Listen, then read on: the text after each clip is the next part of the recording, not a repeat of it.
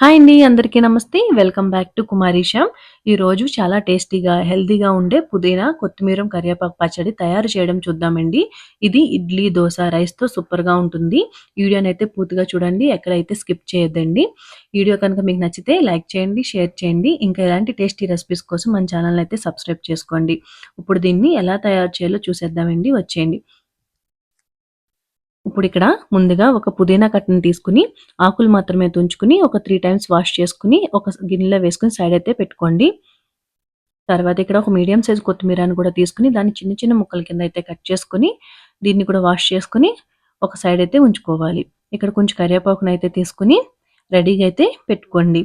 ఇప్పుడు ఒక దలసరిపాటి కడాయి పెట్టుకొని, అందులో ఒక 2 టేబుల్ స్పూన్ ఆయిల్ అనేది యాడ్ చేసుకోవాలి. ఆయిల్ అనేది కొంచెం హీట్ అయ్యాక అందులో ఒక 2 టేబుల్ స్పూన్ పచ్చెనపప్పు వేసుకొని లైట్‌గా అయితే ఫ్రై చేసుకోవాలి.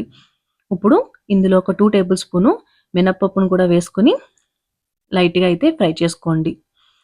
కొంచెం కలర్ అనేది చేంజ్ అయ్యేంత వరకు. ఇప్పుడు ఇందులోని ఒక 2 ఇంచెస్ అల్లాన్ని కూడా వేసుకోవాలండి. అలాగే ఒక 10 ఎల్లుల్లి రెబ్బలను కూడా వేసుకొని లైట్‌గా అయితే ఫ్రై చేసుకోండి.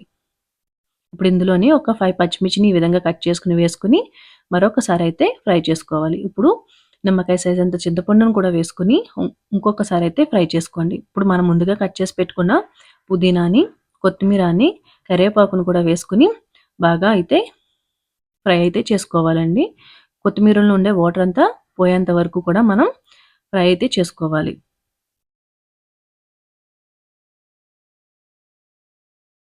చూసారండి ఇక్కడ కొత్తిమీరలో ఉన్న వాటర్ అంతా అయిపోయిందండి. ఇప్పుడు మనం స్టవ్ ఆఫ్ చేసేసుకొని దీన్ని చల్లారబెట్టుకోవాలండి.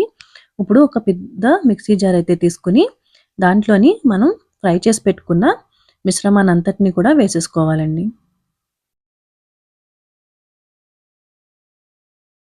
ఇప్పుడు ఇందులోని మీకు రుచికి తగ్గట్టు బెల్లాన్ని, అలాగే మీ రుచికి సరిపడినంత ఉప్పుని కూడా వేసుకోవాలి. వేసుకుని దీన్ని మెత్తగా పేస్ట్ లాగా అయితే చేసేసుకోవాలి.